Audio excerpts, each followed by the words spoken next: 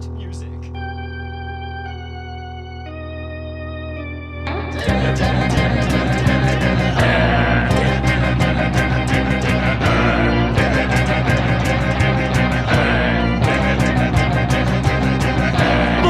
He's not a bat, he's a man who fights crime. And we're gonna watch him fight for a minute at a time. With John and Niall and a guest who doesn't rhyme. It's Bat Minute!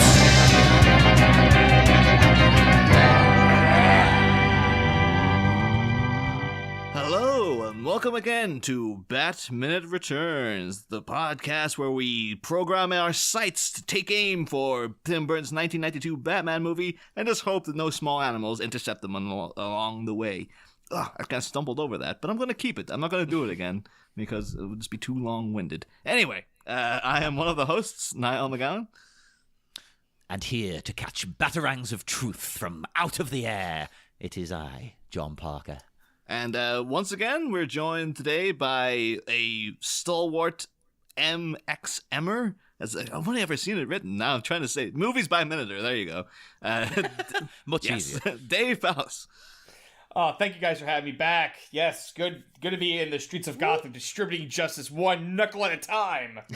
Yeah, D-Man in the house. And yeah, today we're here to talk about minute 56 of Batman Returns. Minute 56 begins with a bat versus a bat, and it ends with a cat within a cat. So let's dig on in, baby. Hell yeah. We get one of the most iconic shots in the whole film at the This end. was a treat. You treated me with these minutes. You really did. We will get there, but I'm It's hard excited. to know that one. I suppose we'll come to it when we come to it in this episode, but because that goes over into the next episode. So, like, do we talk about that shot now, or do we talk about it the next one? I could talk about it for 120 plus episodes. Well, my first note is a new type. We have. Would you call him Jester Clown, or would you call him Puppet Clown or something? Because how he moves his hands, I almost see him as like a marionette, which that gets closer to that new Watchmen comic that's been going on. Oh yeah. Ah. I was buying that month to month, and I've stopped because it's like they just seem to release it whenever they want. It's kind of like 5 minutes of mystery, really, where it's just like, Yeah. hey, yeah, you never know, you might get one this month, but don't bet on it. It's like I'll just wait till it's all part of the done, fun. and then I'll just buy the graphic novel. Yeah, buy If only we did our show like the that. 5 minutes of mystery book graphic novel. Pre-order now. Release date. Yeah, just like, eventually, if you give us the money, someday you'll get a book. But yeah, this guy, I would almost say, much like we could have got in to judge whether he has the proper stance. We could have had in your Groundhog Day co-host Sean German, mime expert. So it does a kind of mime-esque overreaction. I was like, oh, well, maybe that's his shtick. Maybe he's a mime clown or something. Could be, yeah. Yeah, but he is a leftover Joker goon from the last one, where it's like, yeah, well, that one guy wanted us to do the mime thing, and then mimes dried up in Gotham for a while, and thankfully the Penguins come to revive the mime goon shtick. Well, we have thought about that, haven't we? Like, where did the Joker's gang go? Presumably they weren't all rounded up. It would make sense if they joined the Penguins gang. I was intrigued to see that this all occurs outside Wig World. Oh. Of course, Gotham's stalwart Wig World. Yeah, okay. But, I'm interested.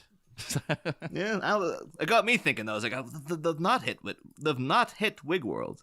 I wonder if Max Shreck has specifically told them not to hit Wig World because he's got like an invested interest. And I was like, what if it turns out this whole time? Because we've talked a lot about like, oh, Max Shreck always has these gloves on. Maybe there's something wrong with his hands.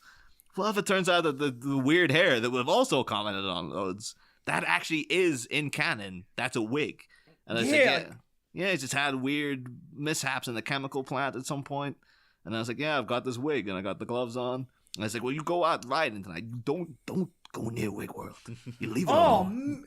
that would have been seriously cool if, like, at the end of the movie, you saw his hands and they were all, like, acid charred, and then his wig fell off, and it was like and you realize this man looks like a burn victim, and of like, maybe of all the dirty stuff he's done, you know, that's what's, like, excelled him to become a madman in both the business and the strip crime world. Oh, that would be so cool. I would love that. And it'd be great to just see, walk in with just like this ball, just like he looks as bad as the Penguin. You're like, oh my god, like no one looks good here. Like everyone is just burned up, beat up, struck down, in the sewers. You know, it would have been really something. Now, what I was thinking watching this was maybe this is one of Batman's plans, is to have the civilians flee, and he's like, come on, take me in the middle of the street, because he wants them to attack him rather than the civilians in the city itself. Yeah. So he's like, no, we're going to battle right here in the street. I'm going to take all your attention. So, because they want to destroy the city. And he's like, no, come on, come after me. I'm going to beat you all up. Rather than, so to draw their attention. So it limits the amount of stores they'll be attacking. And he gets to beat them up, knock them out in the street. Eventually the cops will come and just round everybody up in a paddy wagon. Yeah. I do wonder as well, though, that where the weaponry is gone. Because those guys came in hot and heavy with like rocket launchers and stuff. And now it's all fist fighting. So is there kind of like an honor thing? It's like, well, he's not got a gun, so let's just fight him with our hands. Or like, was there a reason why one of them's got like a machine gun? They're like, there's Batman, and that's the end of him. Well, they do seem very keen on bazookas all of a sudden. I don't think you want to fire one at that close range. Then again, they seem to be firing them at very close range into the shops. They're not exactly a good distance away, are they? Yeah, that would have been a good... they tried to shoot Batman with a bazooka, and he just like mildly just moved out of the way, and then it blew up the wig shop. Oh no! The next time he sees Shreck, he's like, "Oh, god damn it, you idiot!" I don't know if they could do it with the CGI, but oh man, you just got me excited for a new idea where like they threw a bazooka, Batman throws a batarang at it, the batarang ties itself to the rocket, goes straight up. Like the Batarangs like pulls it up with it and like goes beep, beep, beep, and then just like it goes straight up in the air and explodes. I would love that. Oh yes. Just like he has a Batarang, he has a bazooka, and he just fires it back and then just throws it. And like is close up of it attaches to the rocket, and then like beep, beep, beep, and then just like the Batarang just lift that thing 90 degrees straight up in the air. I was like imagining like all the fight choreographers on this movie listening to this and like, oh yeah, it's easy to come up with these ideas. Oh yeah, when you don't have to actually do them, isn't it? Oh yeah, definitely, yeah. I do love the little bit of sort of silent movie, like almost Three Stooges-esque kind of comedy that happens here, where one of them approaches a guy's a Batman with a bat.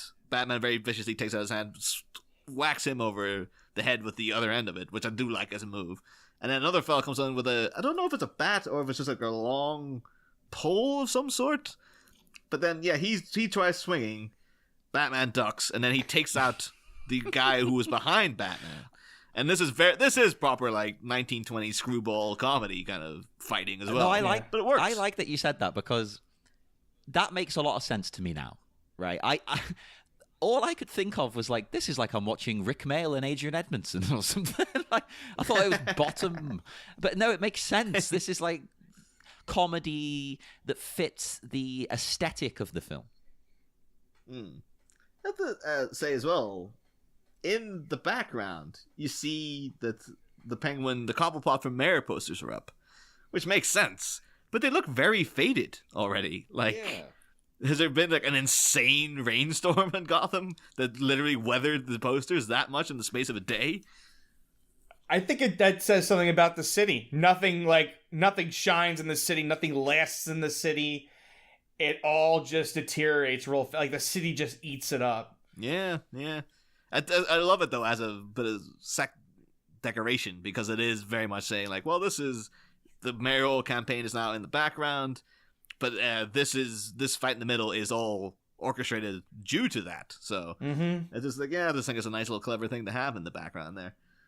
But yeah, and then of course we do get Batman sort of not backed into a corner, but it seems like he's taken out, oh yeah, I'm taking care of business. Turns around, of course, and there's an assortment of goons ready to take him on, all with their own little quirks that they've got. So, we have. I love him cocking a rocket launcher. Yeah, like, well, okay, that's fair. Like, I don't want to explain how a rocket launcher works because I'm sure it's like, we're gonna put the tube in, you got to open it. I'm sure there's a complex thing of it. I don't know, and I don't really know what rocket launcher it is. I think this is one of those like surface to air missiles. So it's like it has one of those things where it has like a heat signature ready to shoot down a plane, but maybe they disabled it where it just fires and the first thing it hits it explodes. Yeah. That's fine. I'll chalk that up.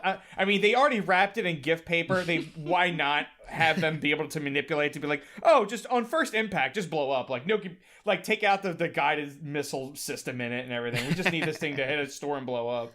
We'll get into it. This is in the space of a day, and Max Shreck has supplied them with this new stuff. It's going back in that thing we always had with the Joker last season, where it's like, you can't just have a thing. It has to be decorated. So when they had that walkie-talkie, it's like, no, it has to be orange and green, because that's the Joker. He just likes things of that color. And it's like, dude, you don't need to paint everything, And I was like, yeah, within the space of this day, like they were like, oh, yeah, we got rocket launchers. Let's paint them. I'm like, we got a lot of planning to do. No, I got to paint these, and I've got to wait for them to dry. And it's like, you think they wait for them to dry? They don't just grab them anyway and get paint everywhere. I guess they do have paint all over their faces, so they might be like, what difference does it make? They don't care. They're crazy. They're wild. It's the same lead paint. They paint the thing, they paint their face. It's like all in one move. Just keep it going. In fact, they obviously don't care, because if he fires that bazooka, that rocket launcher, right, won't they all die if he hits Batman with that thing? They're stood next to him. Well, I mean, at the end of this minute, we encounter a guy who has a bomb strapped to him. So I guess maybe they just don't care. They're like, yeah, we'll go down as long as we take this guy out with us. Yeah, maybe they don't. That's what I mean. But they might be that crazy. They don't care. Like, whatever. Doesn't matter. If they don't care, then we don't care. This is actually Fred Durst from Limp Bizkit. Was actually this guy, and this is like afterwards, he had nothing left. So he decided to found new metal and create one of the worst bands that's ever existed in history. Amazing. So yeah, we have Nunchuck Clown. Yeah. And then we have the double sword clown. We have Katana Clown. This guy, the guy who obviously did not hear about the double sword guy from the first movie. Yeah. I was like, Batman is not fazed by you having two swords, dude. Would you consider that a callback? No, I don't know, actually. Because they could have made it more of an apparent callback. Yeah, he could have done the exact motion and moves, which he doesn't. When he's making all the same, like, yeah. That guy wouldn't shut up when he was doing that. That would have been a fun way of doing it, actually, but no. It turned out it was actually that same guy. He got out of prison. He's like, hey, Penguin's hiring. Of course I'm going to come in. So yeah, Poodle Woman. Now them in the shot of almost comedy of just a woman standing there. We know it's Poodle Woman. We know not to take her lightly. And neither is Batman here with the dog. But yeah, it kind of brings up my question. Like, I don't really, outside of Catwoman, Poison Ivy, and Harley, I don't remember in any comics they ever really show Batman being like, look, I'm not going to be sexist. I'm going to break every bone in your body, ma'am, because you're here with the criminals. And that's just what I do. I just come in and I start punching. I don't ask questions who's what. I'm beating up all criminals. Yeah. Well, we find out later as well when he is fighting with Catwoman, she uses that whole like, oh, how could you? I'm a woman. Like, he has a real like, oh, I'm sorry. Like, Batman has never considered the idea like, oh, I'm equal opportunities crime fighter. Like, if you're just here, I will happily break your jaw or a man's jaw. It doesn't matter who it is. Yeah. Ma'am, you're staying with the clowns. I'm programming you into the Batarang. That's the end of the story. Although the thing is, weird to say, maybe he's programming her into the Batarang. Maybe he's programming the dog. He's like, that dog's the real threat. I need to get rid of that first. Well, at least if he didn't do it this time, he'll want to be doing it next time, because that dog, it leaps up into the air and grabs that damn Batarang right out of the air. It's insane. I have to say, though, these Batarangs' effects back when I was a kid were like mind-blowing. That like they did this nifty little like, oh, the camera's on the Batarang and it's zooming towards people and it hits like, I just love the animation. Like, you're going and hitting like two guys in the face, and then the other guy, he tries to take a swing for it, misses, and then it just hits him in the face anyway. And yet, then it's gunning straight for Poodle Lady.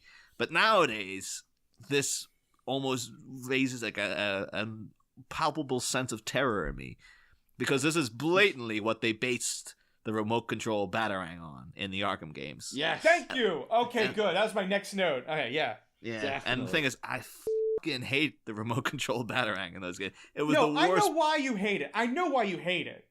Because you have to use it at least 10 or 15 times in the game to solve puzzles. You're not even using it a lot to fight guys. You're hitting Riddler pads. Yeah. That's why you don't like it. And I get that. Because you're like, I got a Batarang, I want to fight criminals, and you show up and you're like, all right, what do I gotta do with this Riddler challenge? And you look at it, you're like, okay, I gotta hit that button at the same time as that button. I can't be in two places at once. So I have to hit that button at the same time, have a Batarang go over there, and I had to fly this Batarang through a cage, and then hit the button at the same time, and then run. And you're like, why, Edward? Why do I have to do this? Like, it is the worst. I love that. I love all those games, but anything with that stupid Batarang.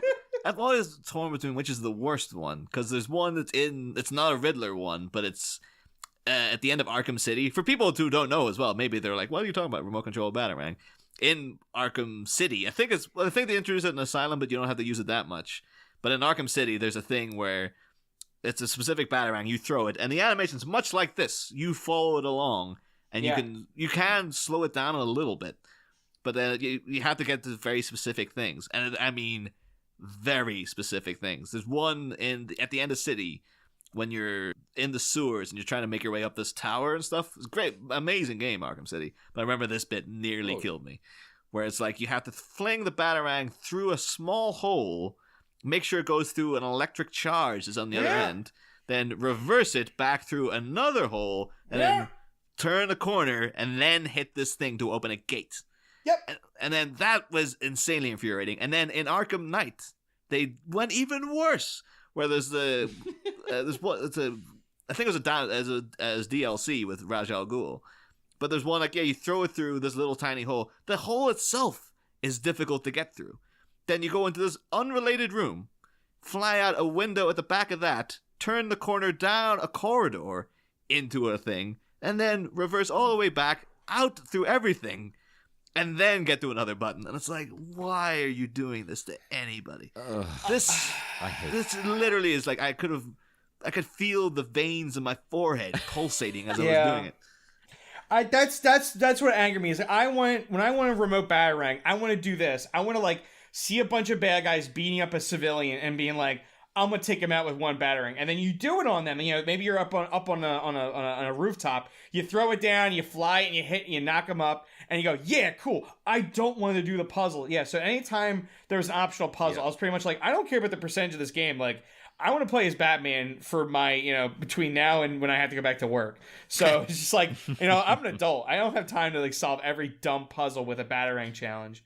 So. No, I've never, ever, even as a kid, I didn't care about, I got 100% on this game. It's like, no, I'm doing the missions, I'm doing the quests, I'm going to mess around for a bit flying.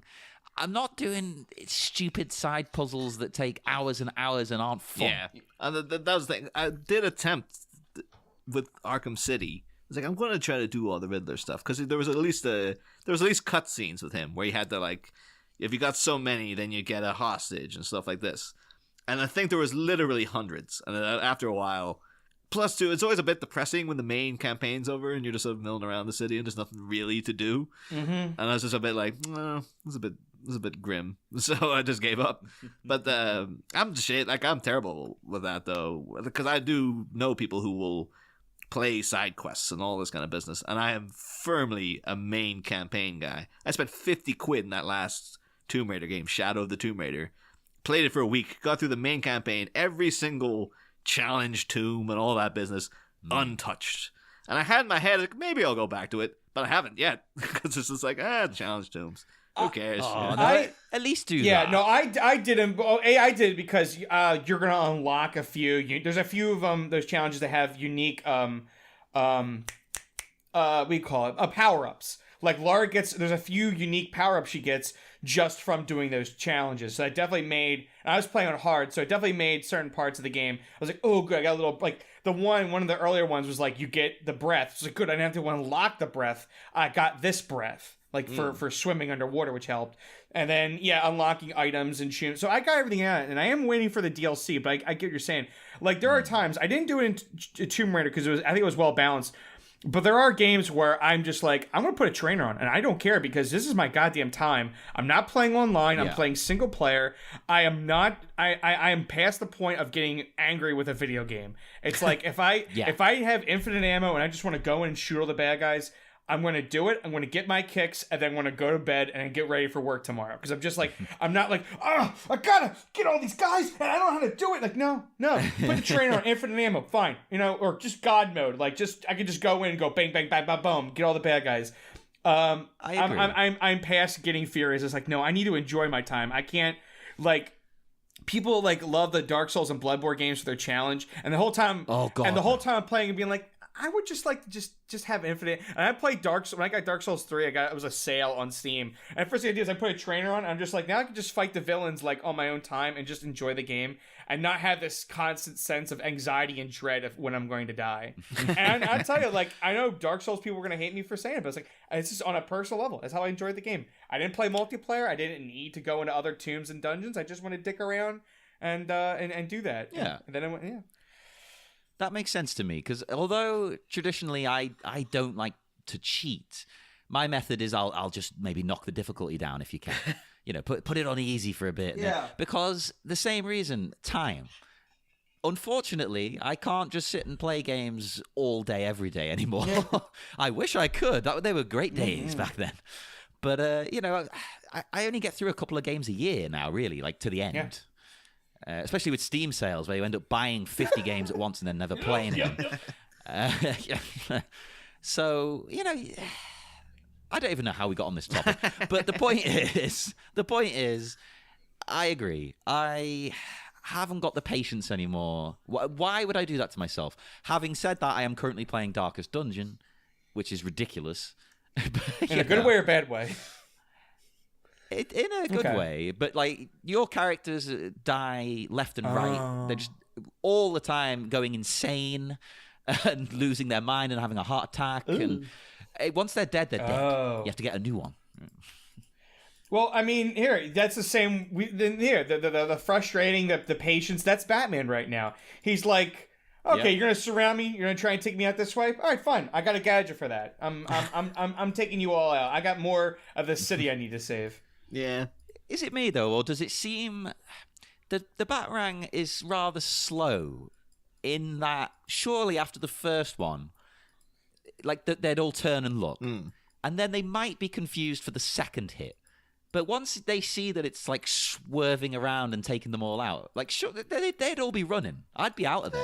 Like, why are they standing there waiting for it to hit them? I'm just guessing. Like that first guy, I understand why he's been taken out first, because that's the guy with the bazooka. So I was like, get rid of him first. And I guess maybe there's a combination of shock, and there's also because the guy does swing for it. So maybe he's like, I can take out this. He does make an attempt. I'll give him that. Yeah. So I think that maybe they're just cocky. They just think like, yeah, we got this. And then they don't realize it's down to the dog to get it. The dog's the one who can defeat the Batarang. And then, of course, we get I do love... Again, we've talked about our love of Poodle Lady. The best henchwoman. The best henchwench, I believe is the term. Ever. Yeah. She's pre-Harley Quinn. So it's like, yeah. Then she, much like Darla the dog, got outshone by Moose the dog and Frasier in terms of dog celebrities. Henchwenches, Poodle Lady just instantly outsed by Harley Quinn, like the next year probably. She deserves at least a cameo spot in some Batman comic somewhere. Yeah, and she deserves it. But we've not really talked about like the actress who plays her though, so we might as well. This is her kind of shining moment of giving Batman his little sassy head throwback and swaggering away. But the actress is Anna Katarina, and she seems to be.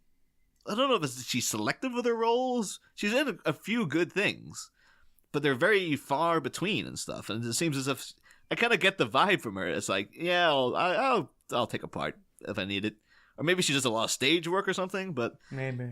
her first role was as Valida in an episode of Star Trek: The Next Generation. So starting off strong right there.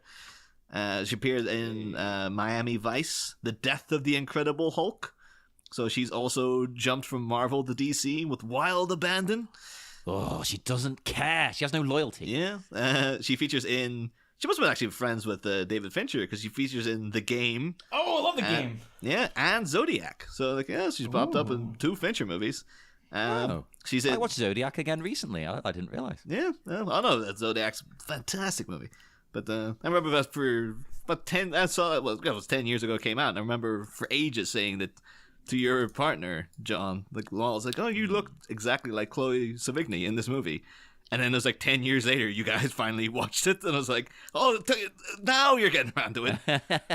But well, she's actually heard that from a lot of people, and up until the past year, I've always gone, no, you don't look alike at all. But I'm seeing it now. I'm seeing it. Well, she looks like she had steady pay. I remember her. She was the one dress shop woman in Boardwalk Empire. That's right. Yeah, she was the woman who employed Kelly MacDonald, and like I think it was like the first season when she's just like before she hooks up with Nucky Thompson. Anyway, spoilers for the later episodes of Boardwalk Empire.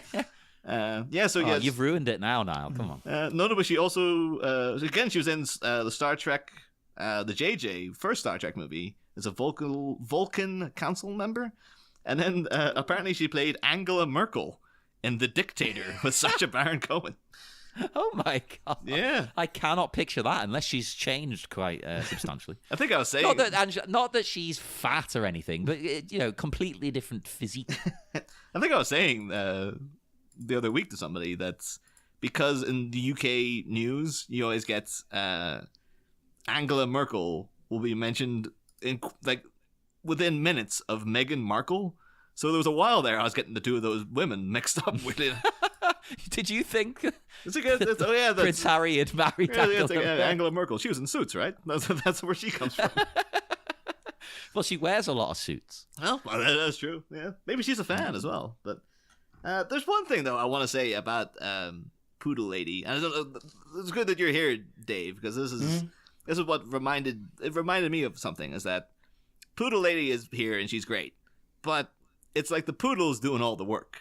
Like, I guess she trained the poodle. We don't know. For all we know, that like the poodles trained her. Like maybe the poodle's running the show here. If you're telling me that you wished we got to see the poodle, or at least the Poodle Lady in the first movie, and we don't even know at this point, like she could just been a person of Gotham who got, she got disillusioned with the city and then became, what we know now. Yes, inspired by the Joker. I literally put in Poodle Lady on Google, and I got taken to this guy named Anthony Oliveira on Twitter. He has an entire thread just talking about Poodle Lady. He posted a few clips that the video got pulled down, but the screen caps, he's all talking about Poodle Lady and how she, she's like low key, like a real, a real member of the gang. I think it's been hinted at that she's long term in the gang. Like in the news reports and stuff Bruce Wayne was reading earlier in the movie, there's mentions of a Poodle Lady and stuff. So it's indicated that she's been with the Penguin since like his infancy, basically. So maybe like they might have literally have grown up together. We don't know, but I guess it could have actually. I get the vibe that the gang's kind of got, to me, kind of 3 heads. It's like a 3-headed hydra. Okay. It's got, the Penguin and the Organ Grinder and the Poodle Lady. They seem to be the trio run things. Yeah, that would have been interesting, though, because she doesn't seem that old. The Organ Grinder, you could have... No, because she's around the same age as DeVito. But then the Penguin's only supposed to be 33. But that could have been interesting if it was like... That baffles me every time we say it. But it would have been interesting. Like, the Organ Grinder was like the dad. She was the mom. And then they kind of raised the Penguin... He's like their son or something. You don't get that vibe. You get more of a vibe that like they're just all friends and stuff, and the Penguin's the boss. But and I know not to get into too much stuff that happens later, but when like I think it's when the Poodle Lady abandons him at the end. That's when he really loses his and starts going freaking out towards the climax of the movie and stuff. But it would have been an interesting thing of like, that was the there was a family unit within them. But there's just that. I guess the whole thing with the Penguin is that he's lost the family and stuff, which makes him more like Bruce Wayne. So if they had a family unit in there, it mightn't have been as good a parallel or something. But you never know. Yeah. But I could see that being part of the story. I haven't heard them mention that they were going that route at any point, but I could have. If they were, they probably would have to cut that out just for ease and time. It probably just muddies things up a bit. Yeah, it's not really. They're not really mentioned all that much by name in the scripts or anything, so I don't think that's no. But yeah, I also noticed too, as the poodle drops back down there, we see the bus or the bench sign for the National Bank of Gotham, and it's got this kind of hip NBG at the side, and it looks like you remember when you put in DVDs, you used to get that anti-piracy ad where it was like, you wouldn't steal a car. It looks like that same kind of font. Oh yeah, hang on. Let me have another look at that. It is very similar. It's like a yellow version of that, and like when they were doing those ads like 10 years later, like, you know what font I always really liked was the bank one from Gotham City. Well, I like the way that the actual words, the Bank of Gotham, though, are written in a very familiar font to us.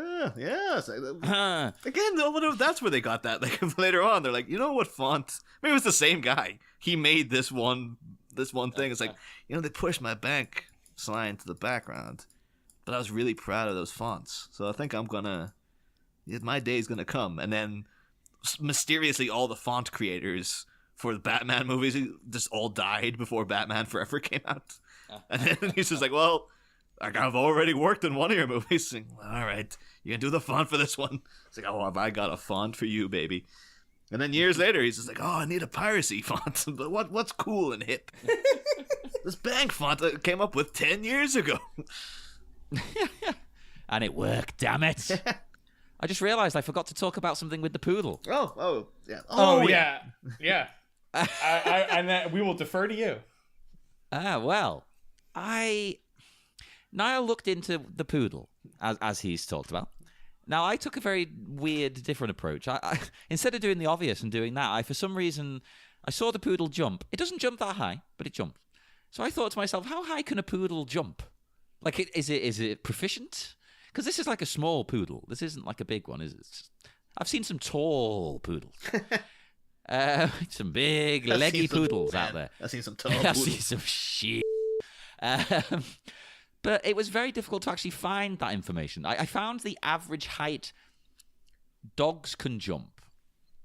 Like a Jack Russell, which is smaller than this, but that can jump around sort of 5.5 feet, which is quite high. Yeah, that's impressive.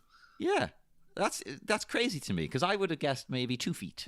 But, apparently, according to sources, unless these dog breeders are lying, which is possible. I mean, there's a Jack Russell, a world record for 1.98 meters, which is pretty high again. It reminds me, because the thing is, I'm not a big dog person. That's one of these things that, like, things that people really, really love that I'm not fussed by. It's like jeans, don't like ketchup, and I don't like dogs. I'm not. Ketchup's nice. I don't really have have a hatred of dogs, but I don't like them. And if there's a dog around, I'll usually get a bit uneasy because I don't trust them. Because people say, like, oh no, they won't do anything to you, but you don't know. You don't know they might nip you, or bite you. They won't. But there used to be there was a guy I knew. They had a little terrier thing, and that used to be. It must have just, like, whatever was going on with his metabolism, because it was just endless energy. And you go around to the house, and you'd be standing there, and it was literally just jumping up right by your face all the time. It would never calm down. And I always try to avoid that dog. So again, it's just like, what is it doing? Like, it's just constantly, you can't walk around because you're kind of walking into the dog that's jumping in front of you and stuff, and that also irked me somewhat, that dog. Maybe that says something about the nickname that you call a detective. You call it a terrier. It doesn't let up. It doesn't it doesn't stop bothering. It doesn't stop. Yeah, that's not what they call it. I've never heard a police person referred to as a terrier. The only two references I have. One is I think it's one of the robbery homicide cases in L.A. Noire. Your partner calls you you're a real terrier when you doing well in this one case. Oh, yeah. And then the FX series of 2010 starring Donald Lowe and Michael Raymond James, Terriers on FX. Oh. See, I didn't think about that. Of course, yeah. That's one of the most prolific uses of it. my main memory of L.A. Noire is like trying to drive from place to place and being terrible. So like, even though it's like, oh, we have to go and ask this one woman about this one thing, and then me just totally in the car by the time I get there, and then just trying to like just pretend like as if nothing happened in the game. It's like, yep, just showing up the front door with this thing. It looks like friggin' They're casual. Yeah, it's like the car at the end of the Blues Brothers. It's just sort of random enough. Like, Oh, I love it when games keep like what you've done into the cutscenes as well. So in the background, I can't remember if this game does or not, to be honest, L.A. Noire, but say in the background your car's still just totaled, but your character's acting really just normal. Like, oh, hello, ma'am, we've come round to talk about... But anywho, what else are we... Oh yeah, there's other. Oh, yeah. There's other stuff going on. Well, there's one of the best bits of the damn minute. Well, Batman fights a guy with a sword down his throat. Oh yeah, this is the guy we've talked about. This actor before. This is John Strong. This is the guy who was the fire breather who Batman set on fire earlier in the movie. And this always puzzled me. So yeah, he yanks the sword out of his throat, but the sword looks very floppy to me. Yeah. Is that now? It looks more like a whip or something that he swallowed, but like, it is a sword. But like, is this the trick of sword swallowing? It's like, oh, it's not a proper physical sword. It's always a trick sword. Well, I mean, I'm not 100% sure. I'm only going off what I've seen and things. That is floppy. It looks a bit like, to me, it reminds me of a sword you train with in like martial arts. Yeah. Because at the back of my Tai Chi class, there's these guys with swords, and they're very bendy and floppy. They're not like swords you'd actually hit someone with. I'm sure they would hurt, but yeah, you wouldn't fight with them. Yeah. It reminds me of that. But the times I've seen a sword swallower, like I say that like that happens most weeks. Yes, I have seen quite a lot of sword swallowing acts, which sounds like a euphemism. I apologize, but they always seem like they're more solid, like a proper sword. And I assume that that's the trick, because you've got to get it. The whole point is you've got to get the sword down the throat and not move it any. Because if it moves, it can cut your throat, your esophagus. It can cut, your inside. Yeah. So I would assume a solid sword is better, wouldn't you? Unless because he's got to bend over, maybe that. Yeah, I mean we've talked about this sword swallower because he's been in the background loads, and we've always pointed out that he's always got the sword in his mouth. And I think we were speculating, like, oh, he looks like he's just going to be fundamentally useless, and this pretty much proves exactly that. He does nothing. He comes. What is the point of being a sword swallower? As that's your gimmick in a gang. If you can't utilize it in any way, why didn't he take the sword out? Why has he still got it in his mouth? It doesn't make any sense. I think he was going to. It's just look at Batman. He's so quick. He's like a cobra. He should have had it out ages ago. He should have come into the fight with the sword out. Yeah, he comes in with a left jab. Like you should have. You're right. Pull the sword. And I was thinking maybe the sword is bendy, but maybe it's like a razor sharp and it's more like a whip, something to that extent. But like, oh man, I'm not a sideshow guy. Like, I really get way too like anxious and like uncomfortable around a lot of sideshows. And I think it was, I don't know if it was maybe 2016 Halloween. We went to one of those like spooky asylums, and it's so packed, It's like roller coaster lines worth of long. Oh my and so God. at one point we're just stuck here, and like, yeah, you gotta wait. Because like they're doing it in batches of people going in, so we were waiting, and then like I guess part of the crew or somebody, whatever it is, they hired a sideshow act, and the sideshow act like set up shop literally in our section of the line, like right outside the line, like so we're in the line where we are, and then they're like 10 feet on the other side of the rope. And like, hey, everybody, we're doing it with a sideshow act. And I'm like, oh, God, no, please, Jesus, Lord, no. Run. And he starts with, like, does the sword and the fire swallowing. And I'm like, all right, fine. And then he's like, and now And he gets out the nails. I'm like, no, I'm turning away. I just turn away. Like, I cannot do the nail thing. And he does the thing where they put the nails in their face and shit like that. I love that. Yeah, There's a great one here called The Circus of Horrors. I know you're gonna like that, John. You son of a bitch. I can't deal with it. Like I just gotta go. Nope. And I just turn around. Like I'll face a building. I'll just face the building and just stare at it. This reminds me of that Simpsons though, where they like what the circumstances setting it up is. But there's a guy like the circus act where the guy's like hammering nails into his nose. And then I think like Homer drives away, he drives over his foot. And then it's like he's fine with the nails in his nose, but then as soon as he drives over his foot, it's like, oh, my foot! Oh, I can't stand it! This is like... Well, it also reminds me of, coincidentally enough, we were talking last week about the old Channel 4 program, The Word, with, I think it was when Lauren Ashley Carter was on. We're talking about those people who would do anything to be on TV. And I remember being traumatized by an episode of The Word. Because you would know, Dave, The Word was like a late Friday night sort of alternative comedy weird show where it was kind of like a talk show, but they just get on very, very strange things. Mm-hmm. And they had a whole thing where they had a section about people who do anything to be on TV, and they would like literally pick scabs and stuff and put it in a bowl and then have them pour milk over it and eat it, and that would be the act. Wait. That's me at the judges table. But there was another one, and I remember the guy was called the Great Tsar, and he was actually, I don't think he was one of those people. I think he was like, he just did this as his act, like as a normal thing. And I'm sure it must have been a trick, but it was horrifying. Where like, he was this little skinny dweeby looking guy, but he'd take like, you know, razor blades you put in those things you use to chip paint off walls, like those sort of long razor blades.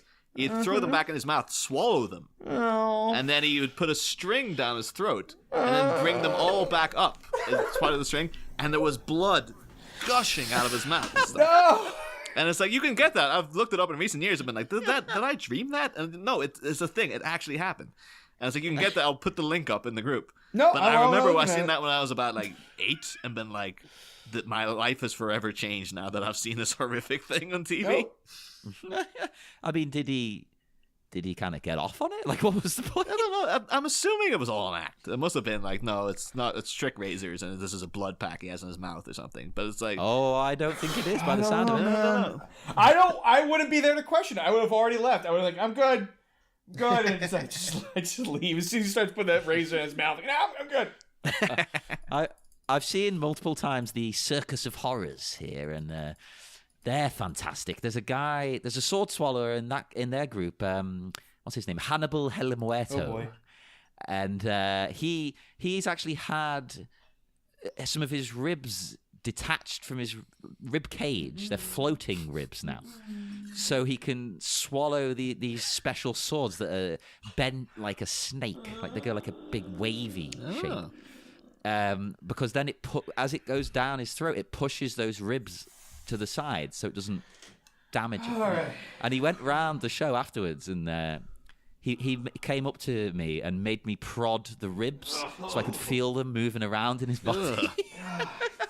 It was great. You poke his rib and it moves like, oh God. That was maybe I think this must have been a known rumor of the early 90s. Maybe it was just around my hometown or something, but you might recall our old friend from the last movie, Prince. There was a persistent rumor that he had ribs removed specifically so he could perform a certain sexual act on himself. Same rumor for Marilyn Manson. As I said, Marilyn Manson as well got that. Maybe it's every couple of years it just revives itself with a new celebrity or something. That's that Will Ferrell SNL skit. I remember that. I remember SNL skit. It was some kind of yoga class, and Will Ferrell, and the whole time Will Ferrell, his face is. They must have done it where he was actually in the floorboards, and they had fake legs, and his head was in his sweatpants the entire time. And he's like, "This is what you got to do." The amount that Prince was getting from the ladies, I would say possibly the men as well, but he denies that. The amount he was getting from people. Would he need to do that? The thing is, once you have everything all the time, I guess maybe you could get bored and be like, you know what? I want to move in the strange new directions. Although again, like, if he's listening to the show, Darren Houston, the Prince track by track guy. If you're listening, Darren, write into the group and let us know if there's any foundation to these Prince rumors. Or is it just an Irish thing as well? Actually, no, it can't be. It was on SNL. Yeah. So, is there anything to the rumor? We need to know. We need the truth. You're gonna have to like straight up like get the Prince body. You have to get his corpse. You gotta put it on the table. You gotta start counting ribs. It's the only way. It's the only answer you're gonna get. That's the only factual evidence.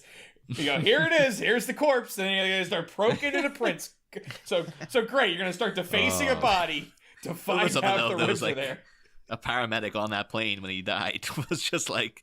I heard a rumor. Yeah, when he's like, pumping the chest and stuff, he's like, I've heard a rumor.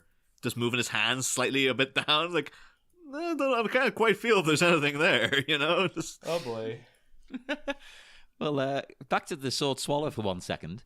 In the Super Nintendo version of the Batman Returns video game, specifically in that version for some reason, if you punch him, because he's a character, while he still has the sword in his mouth, he dies instantly, which I think is amazing, and it makes perfect sense to me. Yeah, I like that. That is a nice little gimmick, because a lot of those older games, they don't pull punches. They oh no, they like those like level. It's like level 1 and 2. You're like, that was a little tough, and like level 3s and level 4s are like where they that's where they're programmed to make you hate life. Well, I find those games. I think it kind of stems from the whole coin-op. At the arcade kind of thing, is there was no implication there that you would complete the game. When I was a kid and you were playing, it wasn't expected like, oh yeah, I'm going to beat the game, I'm going to finish it. Yeah. It was just, if you happened to do that, it was like, oh my God, you're a legend of the school. But again, that's like the original Donkey Kong.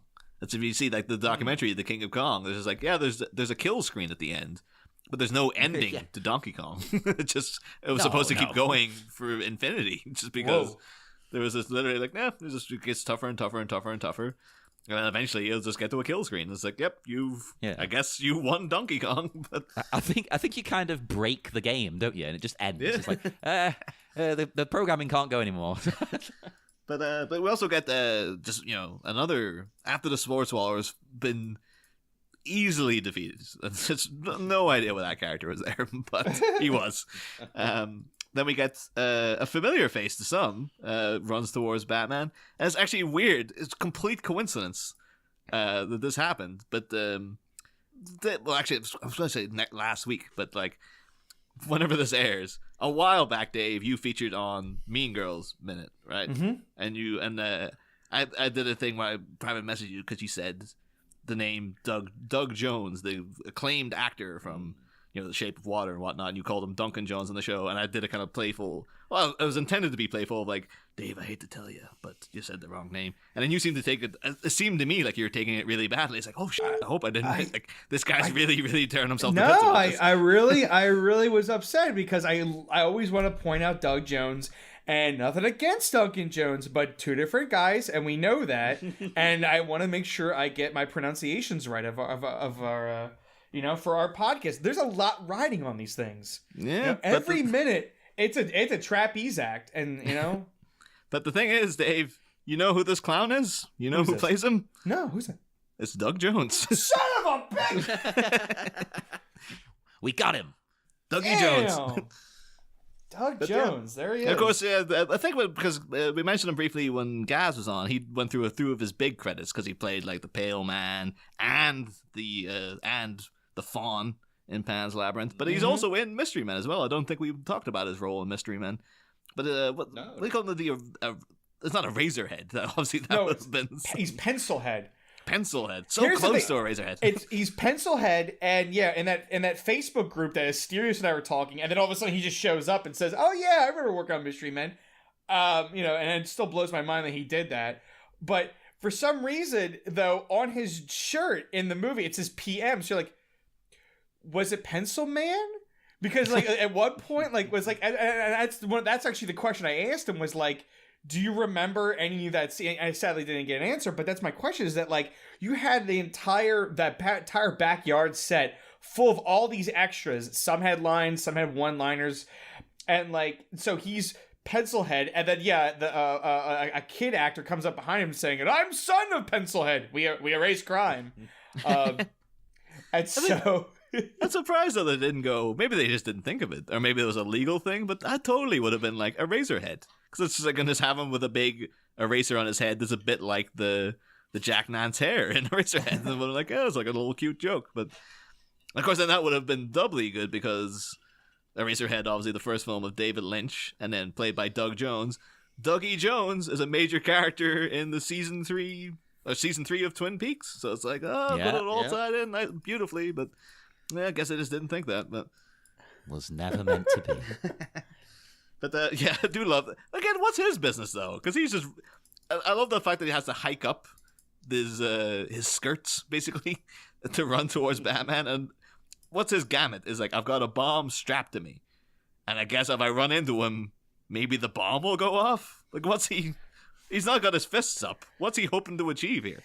Yeah, I think it's like a suicide bombing, basically. It's definitely a suicide bomb, but it's on a timer where you think it would rather be on some kind of dead man switch or detonator. Yeah. I run out to him, I hug Batman, I blow myself up. The thing is, too, because we see Batman, obviously, smacks him, rips the bomb off his body, and then Batman swaggers off with the bomb in hand.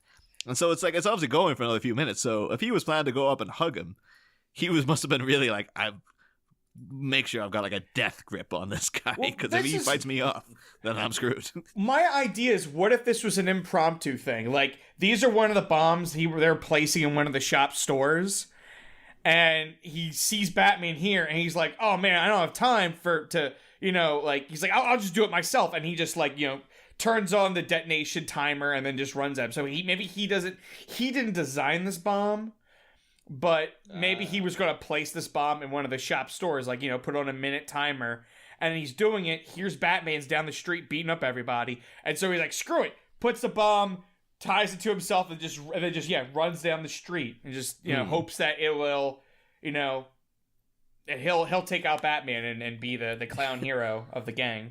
Yeah, that is my note. Like, and does he disarm it? Like, we don't, like, if we had a quick shot of like Michael Keaton just pulling out the cords, being like, all right, like, it was a cheap made bomb. There wasn't like a dead man switch. There wasn't like a we call it like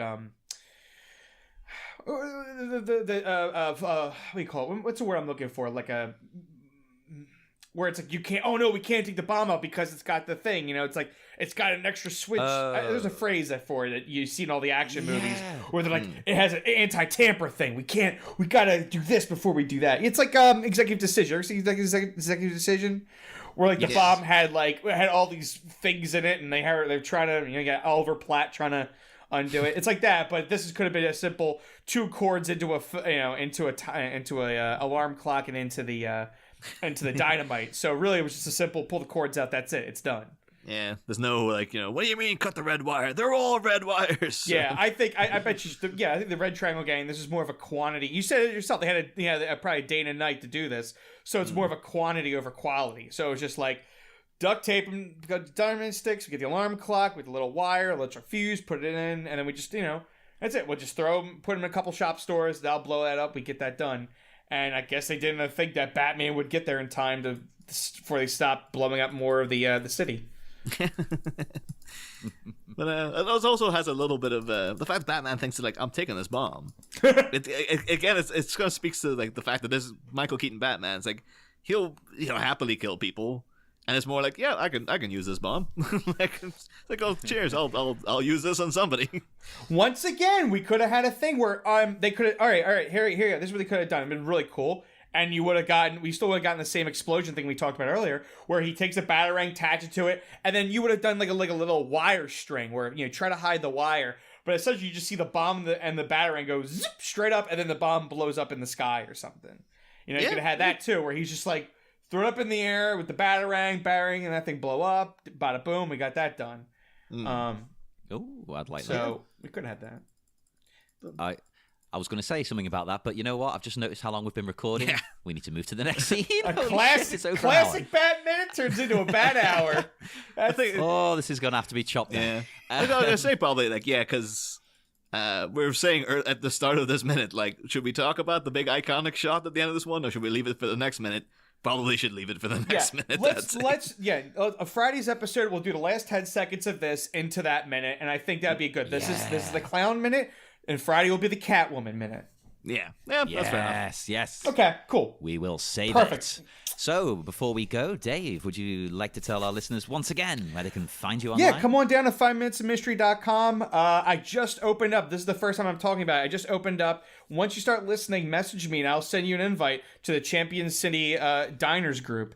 And we finally have the Lakeside Diner, where we can all talk even more detail on Facebook about Mystery Men. Oh, excellent! I didn't even know. I'll make sure to send you. I'll make sure to send you an invite to the diner. Hey, excellent. That sounds good to me.